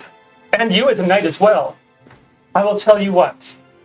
In the spirit of cooperation and familiar relations, would you be willing to take a message back for me if I grant your deepest wish? Message? Do I look like a messenger to you? You are traveling in a direction I think it would be of great value, not only to your order, and not only to our family. I've traveled here to find you. I didn't know where you went. They said you were going to the Dormonts to rob graves. I don't know what that was all about. I have never robbed a grave in my life, my brother. I cannot Speaking whether of you travel, have or should we not. get moving?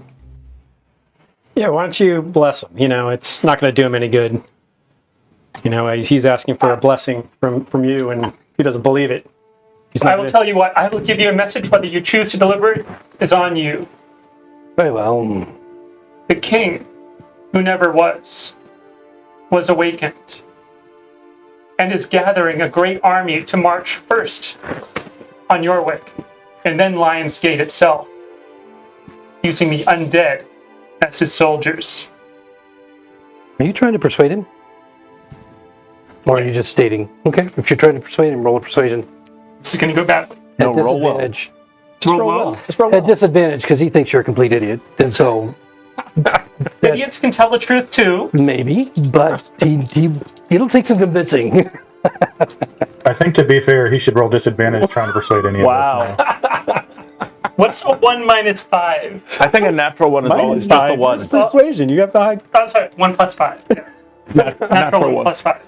You see him take his metal gauntlet and remove it, and he seems to like move forward, but then stops himself, restraining himself. You can see the tension in his face as he just looks pissed. You know, that he's dealing with this bullshit again. Okay, it's not. There's obviously a history here that these two brothers have, but he manages to just restrain himself, and I cannot be his toys. I have come here just for this. This is so humiliating. There's nothing that could be more humiliating to have to come here and ask you, my brother, for this blessing. So would you please just simply provide it so that I can return to Remy and then on to Yorwick? As always, I have done my best. Doesn't always work out, but I have faith that in the future you will see soon as light. And I take out my mace. Brother, I am far more pious than you. Whether you think you deserve it or you do deserve it, I hope and I pray that soon as light will fall upon you and that you will see the truth that she brings before it was too late. He kneels as you're speaking, and he bows his head as you complete this ridiculous sanctification. And you can see that he's trying to take it very, very seriously. And almost, his shoulders just almost sag with relief as you finish. And he stands up again. Gerwyn, I know we've had our difficulties. We've had our troubles. You don't take things very seriously. Father never liked that about you. None of us did. But you want to be the ridiculous one in the family, that's fine. I just hope these good folk don't murder you before it's over with. The hope that I share. In any case, I'll be returning to Remy. Where are you heading to now? As a matter of fact, perhaps we can travel together. I would, as a matter of fact. I'd like to catch up and get to know our fine young Sylvan friend here. And perhaps the Atlantean one as well. And the Twatha Day, I rarely get to talk to them. So if you'll lead the way, Gerwyn, along with this other fellow, the sulky one, perhaps this won't be such a terrible loss after all. I shake my head. I believe she is far too old for you. But You miss my meaning entirely. Comrade in arms, that's how I look at it. Sure, we have some more stories to tell. Yes, I'm sure you would prefer to have her in your arms. I do know the stories of you as well, and the things that our father was not so proud of. Oh, well, you didn't. You were never around when Father was speaking about his younger years. Huh? How convenient. As it happens, I believe we had a bit of business on this site before we take off. I'll wait. What were we doing again? You want to examine for any Oh, potential... we did. We did. We did all last night. We did. We all threw ones and shit. I close my eyes and I say, just one final prayer to Suna. And I say a few words under my breath, many, many words under my breath about one person in particular. And then I am ready to move on. He seems to just deliberately ignore you as he goes over and starts to chat with Nihilus and Hildy and Nim in particular, as he seems to feel like there's a camaraderie there between the two soldier types. And as he turns his back on me, I just sit there. I don't know if I should do persuasion on that as well, but I've said my piece. As I'm riding the horses, I'll look to Jolo and say, "Come, Gerwyn." Oh, there's no need to be so formal. You can call me Jolo. Rudolph, let's go. And he falls right in line with the rest of you. Behind me, you're saying?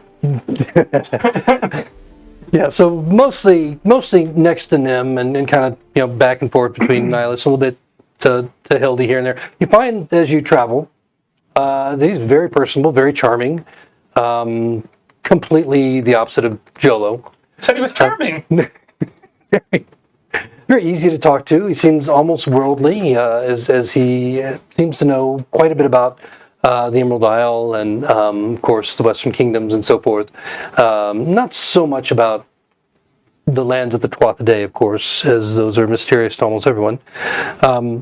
But very easy and fun to talk to. And he talks about, mostly for Nim's edification, mostly about his training with the Temple Knights and his excitement now about the testing that he's anticipating he'll pass and become a fully recognized Temple Knight.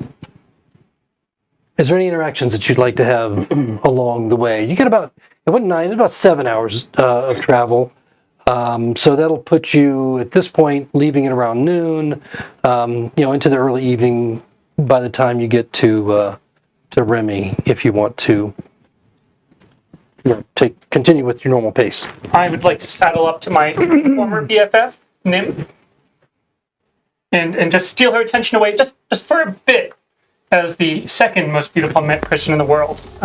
Officer. Now, to the rest of you, this looks really odd. You have Jolo on one side of Nim and Dylan on the other side of Nim, and the contrast is just incredibly opposite. This big, strapping, knightly figure, and then Jolo, who's kind of gaunt and pale and dirty and travel and so forth. Hasn't shaved in a while, so things aren't quite as intact as when you first met him. I'm just going to say that Jolo is not one of those fancy people that wears the fancy robes and just sits in a little office somewhere. He's a man of action and inspiration. It's a talk. Faith. But anyway, I saddle up to Nim. That was all just in my head. I was thinking that. I saddle up to Nim and I say, wow, you're hearing all these stories, and I do mean stories from my brother, but perhaps you could share some of yours as well. Tell him about some of the adventures that we've been on recently. Perhaps he'd be fascinated to hear it from one of his most trusted and honored companions. Don't let him suck you in. It's a rabbit hole you don't want to go down to. Promise. Trust me, whom can you trust? Just shaking his head. Nim's going to turn to Jolo's brother and actually say to him, you know that Jolo saved my life at some point. So I do think you should give him a little bit, I think you owe him a little bit of respect for that. How? And Sticks. The stick fellow. Correct. How might Jolo, you call him? What is this Jolo? His name's Gerwyn. Nickname for him. Pet name. Seems appropriate. Nickname. Joko. John Doe. You see Sticks are laughing. First time I've heard you laugh the whole campaign. Nim's also trying to keep a straight face.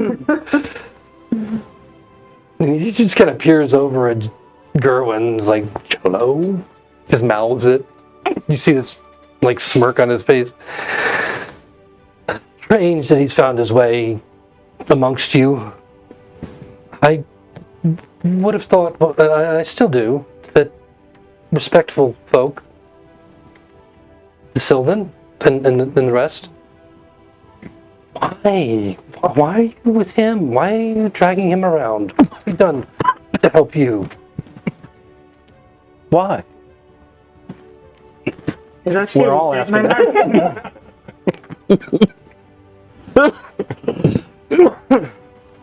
So he saved your life. I'm sure it was unintentional. Has he bothered to heal anybody yet? Yep. You. Well, you know, even Gerwyn can accidentally have a good day. But just wait. You obviously hadn't been around him very long. Hildy will call back over her shoulder. Don't forget to tell him about the demons Jolo killed. And a troll. I think that you should just be very careful about what you say and joke with your brother. One day he may not be around. Styx is going to ride up, say, you come here claiming to do an act of humility, but this act won't serve you. You don't believe in the blessing, you don't believe in your brother, nor the humility that you claim. Thus, this task will ring hollow. I fear you will not fare well in your quests and the trials. No, Take no, it from someone who no. knows, and I'll start trotting away. No. Who's this foolish little man? No. Just careful Done what what you I've say come to about do. my friends, Oh, Jolo's brother. if I offended you. He's You talking to don't know them. Styx. You don't know Styx. No, he seems like a sulky little ne'er-do-well. Probably was beaten as a child. Look at him. Anyway, I actually don't like you at all. And Lim is going to just kick her horse to move forward. And I will look back as he's saying these bad things and glare at him, looking for purses on him. he does have one. Just hanging out there. In a reachable area? Possibly. Possibly. All right. And as you I brought thought away, Jolo was an asshole. He still is. He still is. Let's not. Awfully good, maybe. She didn't say awful. She said awful, but she said it in Australian. I said you'll all asshole. learn. You'll all learn this way. Children watching. And he just kind of shakes his head with, consternation. What can he do? As Nim trots away and looks over to Nihilus. A bit sensitive, isn't she? She is. She recently had some head trauma, so I wouldn't read too much That into it. explains everything. Yes, yes. Thank you for telling me that. I was just for the moment I thought maybe I was a little bit off base somehow, but clearly these things that she's attesting to Gerwyn's accomplishments can possibly be true. In any case, I'm not sure that I would believe them anyway. Well, you're clearly the more competent of the two Oh, siblings. yes. Yes, absolutely. Where are you headed?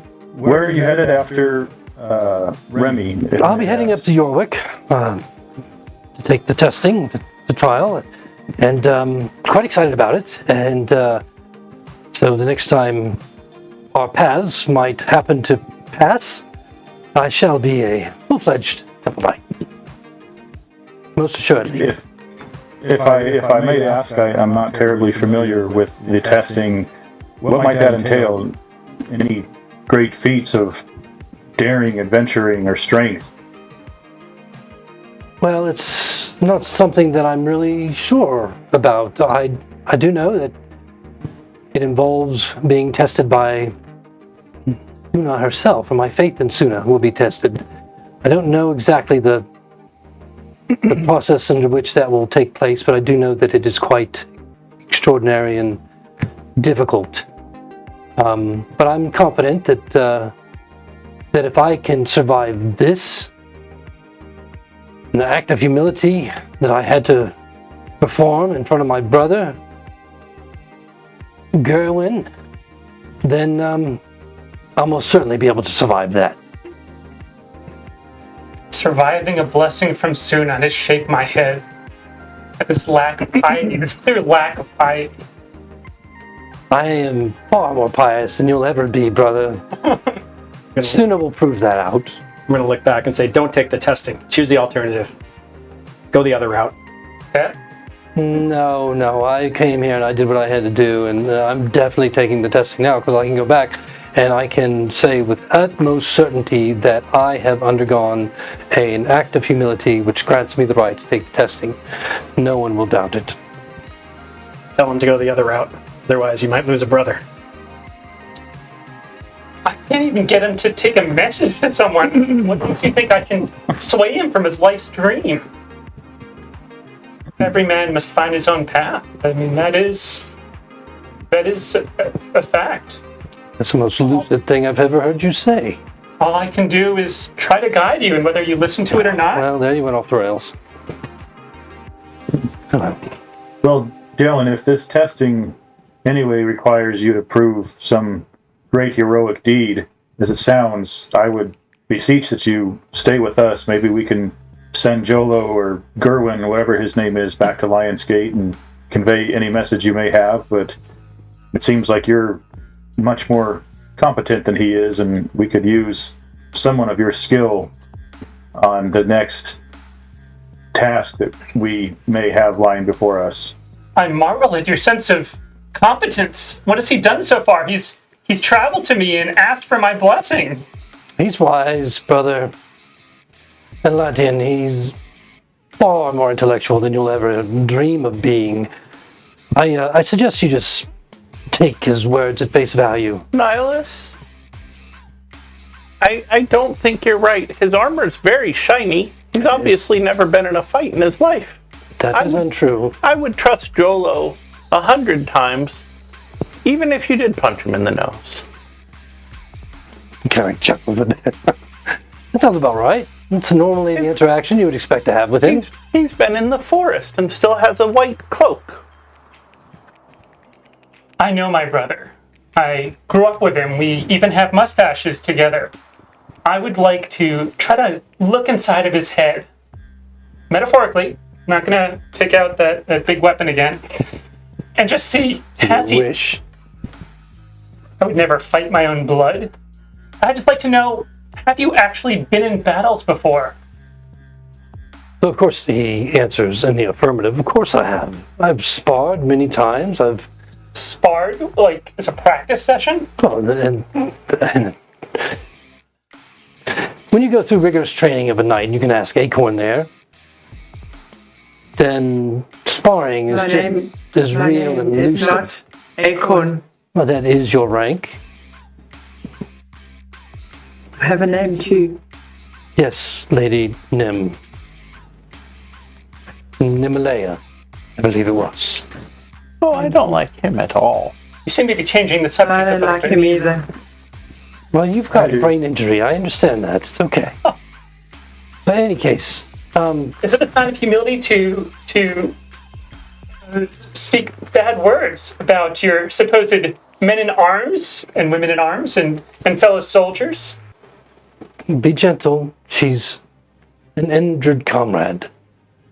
We all have had injuries because we have been fighting the evil Yes, well, that is coming forth. I have quite trained vigorously with the other apprentices over the years, as you know. And I think that I've proven myself in that regard.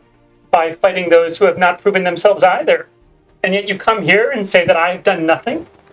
What would our father say? You're dirty, I'll give you that. You're not a knight. You never I will never be. tried to be a knight. Of course I'm not a knight. I'm also not a squirrel. You I told am me also not a once when we boar. were young that you wanted to be a knight, just like, well, but you didn't have what it would take to be a knight. like an attempt to be a knight. Did you want to be a squirrel, dear? I haven't. I think that would be nuts. I'm going to give you a point for that one. I kind of like that one.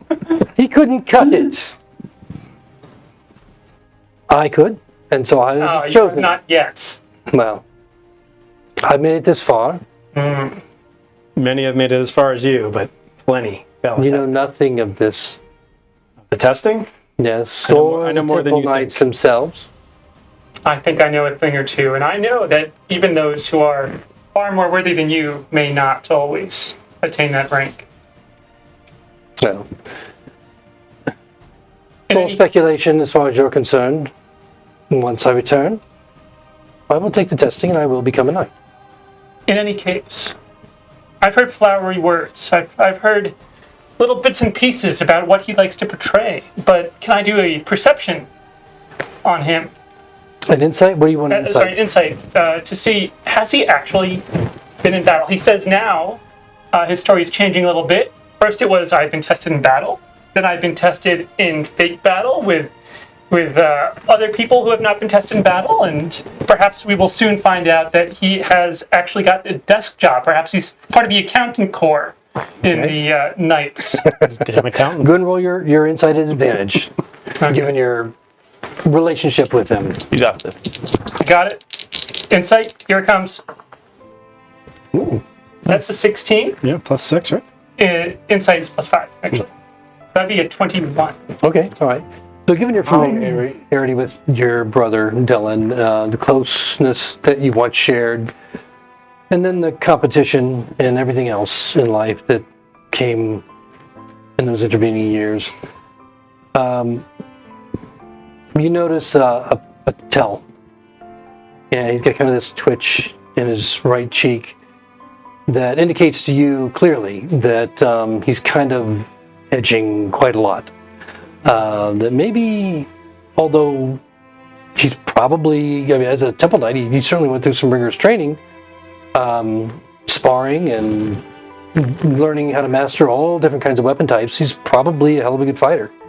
But has he seen any real combat? You're thinking maybe not. Okay, so I'll have to chalk it up to a bit of depreciation or something like that. I can't give him credit, but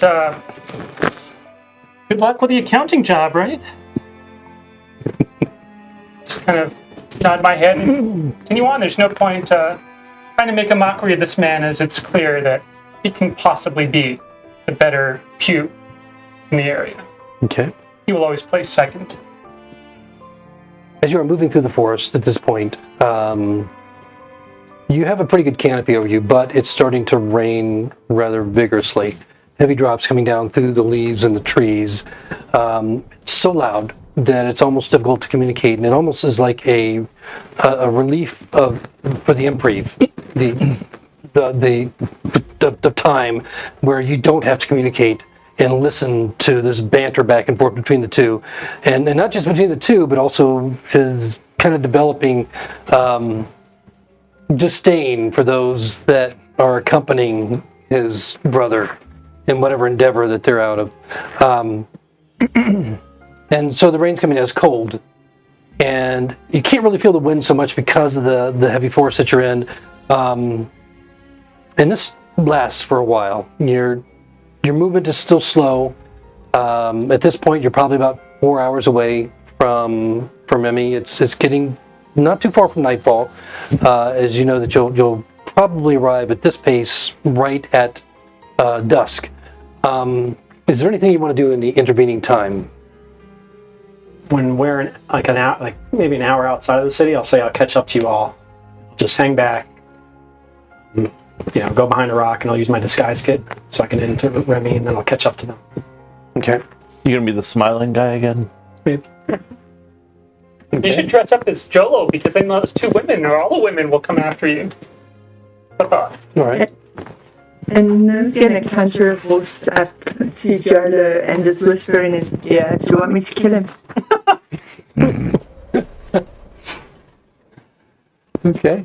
He will come to see the light of Suna, perhaps not as a knight, perhaps as an accountant or a waste reclamation person, but I think that he may have a bright future ahead of us, and we probably should not move to murder at first. Perhaps a few harsh words would be enough. And I'm going to trot up in my disguise. Who is that?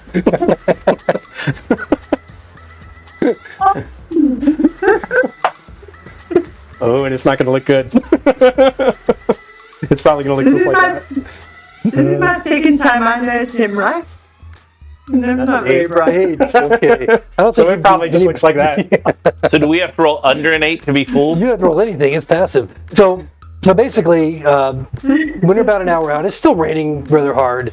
He gets behind a rock, and he's trying to get on this makeup, and he's trying to get this disguise kit or whatever. When he comes back, it's like just streaming off his face, the mascara around his eyes, the blush that he put on his cheeks, and whatever red in his lips, or whatever types of makeup that he was trying to apply to look different is clearly not setting well in the rain and humidity, and looking almost clownish. I'm going to pull up alongside him, and loud enough for Sticks to hear, my BFF, but also Dylan, who is, of course, hanging on my every word, as he always has since childhood.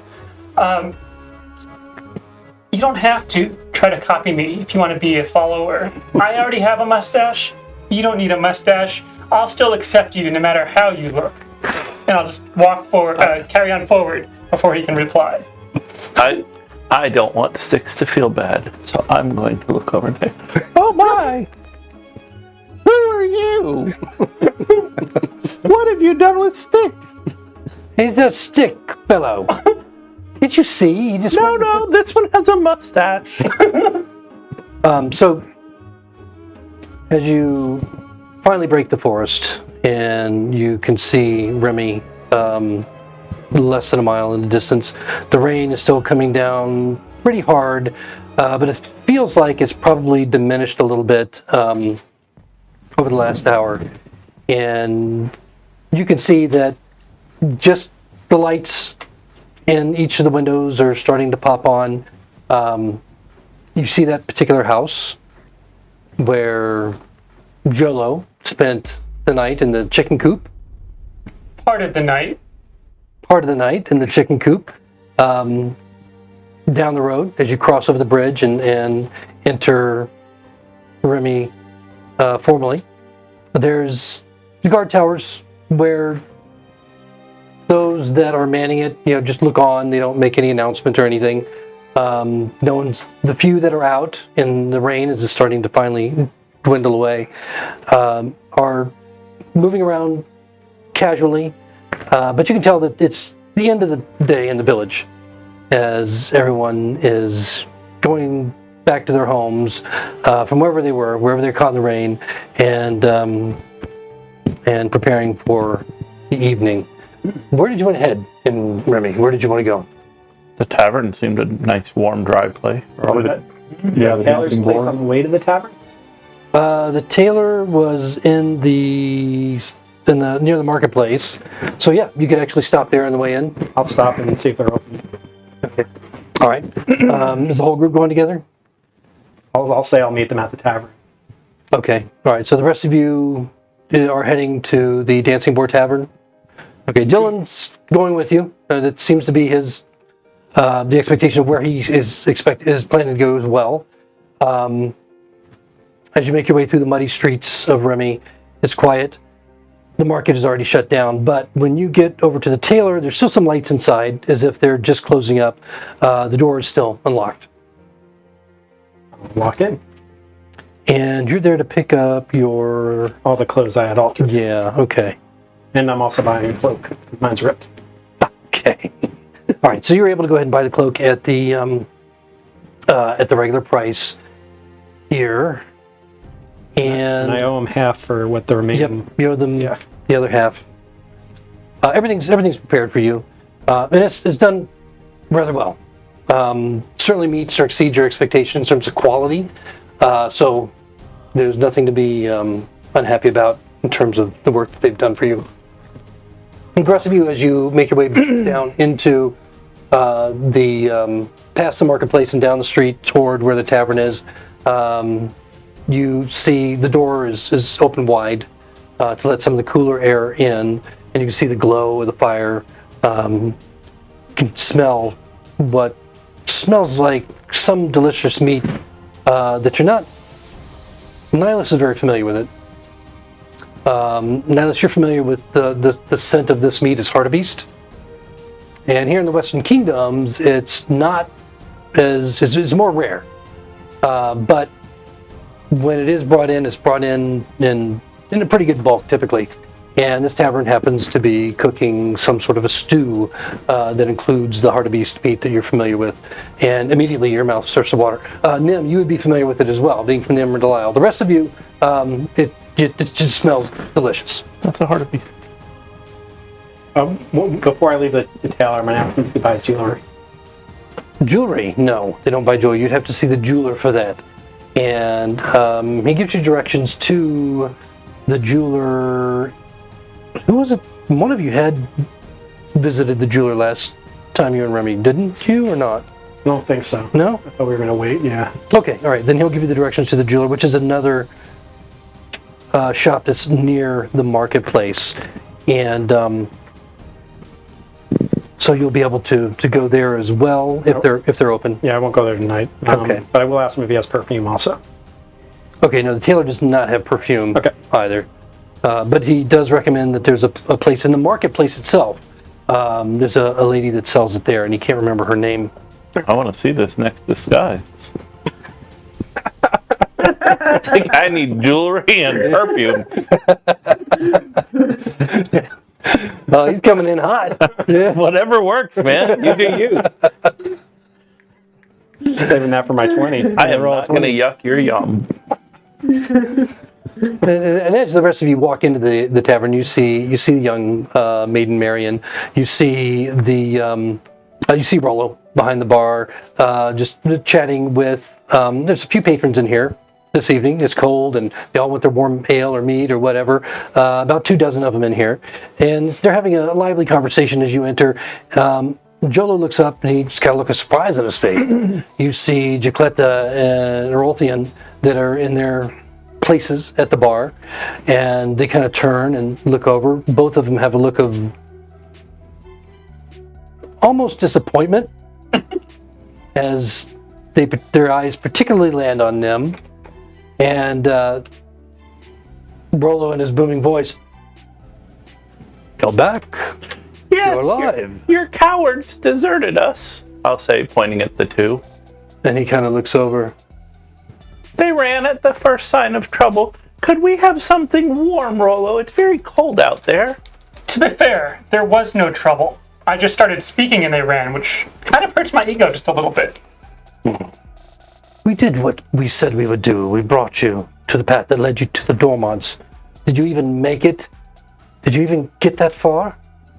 It's Jacletta that's finally speaking. She seems to be rather agitated at the idea that, she was a coward and ran away. Pretty sure I heard you squeal like a girl. I am a girl. And I'm still not there, right? No, not yet. Well, we don't know, because you were discussing. Between I'm the not jewelry there, and the believe me. perfume, we don't know. You could be Jacletta for all A you very know. beautiful woman walks in. I told you that would happen. Hildy will go sit by the fire and warm her hands and her butt. A few of the patrons that were there during your storytelling, they kind of start to gather around you, asking, what's been going on? Where have you been? What have you been doing? That sort of thing. Kind of fishing for another story, perhaps, out of you as you warm yourself by the fire with the others. Well, I'm cold, dear. You'll have to ask Nihilus. And of course, Rolo is very quick to have the servers bring you something warm to drink and start preparing food for you. Erolthian and Jacletta just kind of, with this just look of disgust on their face, just kind of turn back toward the bar and just cast their gaze away from the rest of the group as you finally come in a moment later behind, assuming that you're coming in as yourself, not disguised. Well, I'm probably all wet and miserable Yes, from you the are. rain, You look and like a probably wet not cat. spare and stuff running. I'll just go right to the bar, ask for a room, and then head upstairs. Okay. And I'll look at the two half-elves sitting at the bar and just go, cowards. And then I'll walk upstairs after I get the room. Okay. All right. So, what are you doing, Nihilus? Well, if the half-elves aren't actively seeking any conversation with him, he'll order some of the heart of beast stew and eat that very reminiscently, I guess. Just enjoy it as a taste of home. And at some point before they head to bed, he was going to have a conversation with Nim, but he'll probably just keep to himself unless anybody initiates a conversation. Okay. And Probably for the best. I'd like to do a perception check or maybe an investigation, actually. on Does it contain any wheat by any chance? any wheat Any wheat? and the stew itself. Roll a perception. Are you suddenly celiac? I'm gluten free, remember? Like that's That's a what thing. celiac There's no gluten-free in Dungeons and Dragons. What's wrong with you?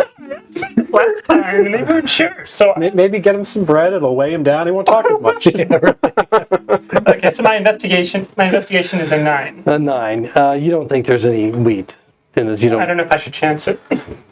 You see more vegetables, different dot- types of vegetables, legumes, and that sort of thing. But and of course chunks of What kind of vegetables? legumes. Root Peanuts? vegetables. So I guess I can try it. We'll see what happens. So it is If I'm rolling a D30 after this, we'll have word. I so hope there's gluten in there. it is delicious. And Nim, what are you doing during the initial arrival at the tavern? This is actually before Styx arrives. I think Nim's gonna just follow Hildy and sit by the fire, deep in thought. Okay. Been a rough few days. Yes, it has. And so as Styx arrives and immediately just goes to Rolo and asks for a room, Rolo is glad to give him one. And Dylan, who has come with you all this way to the tavern, he immediately apparently already has a room. And just with a nod to Nihilus and then a kind of a glance over at Nim and Hildy, also heads up to his room. Short time later, Styx arrives, and as he walks up and gets his room and makes his comment to Jacletta and Orolthian sitting at the bar, and then begins to walk up the stairway.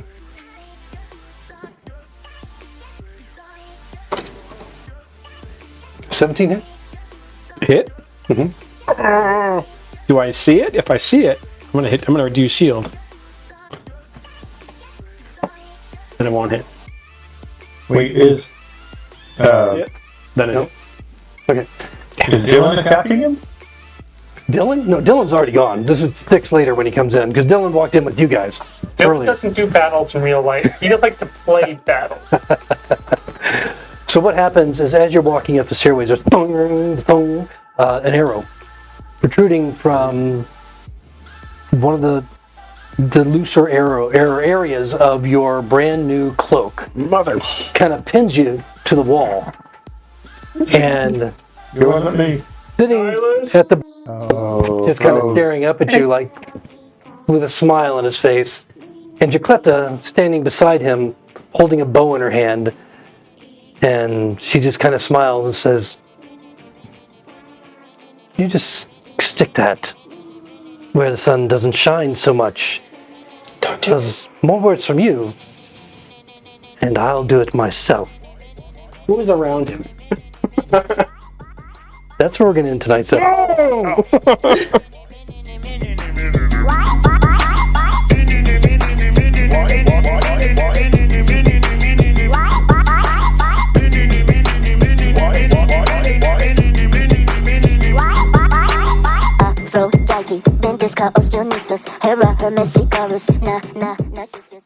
Is your... Well, I guess it doesn't matter if I ask her because she can't hear me, so never mind. Is this a good time to tell you guys that I don't like him, or Nim, or paladins, I'm recording this, so you're screwed. or elves? Uh-oh, crap. No, for One Punch Man, that would be enough. What the fuck is One Punch Man? He's awesome! Keep talking about this guy. It's some anime. The best superhero ever.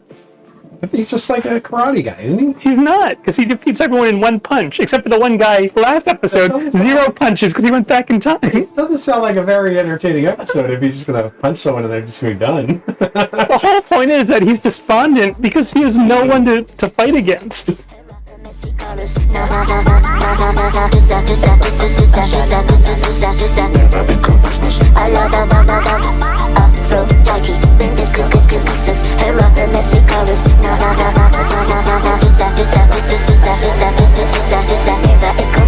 I love it when you couscous. Love it when you couscous. Love it when you couscous. Couscous. Couscous. Couscous. Couscous. Couscous. Love it. Love it. Love it. Love it. Love it. Love it. Love it. Love it. Love it. Love it. Love. I love it when you couscous. Love it. Love it. Love it. Love it. Love it. Love it. Love it. Love it. Love it. Love it. Love. I love it when you couscous. Love it. Love. I love it. Love. I love it. Love. I love it when you love it. Love. Love it. Love. I love it when you couscous. Love it. Love. I love it. Love. I love it. Love. Love it. Love it. Love it. Love. Love it. Love. I love it when you couscous.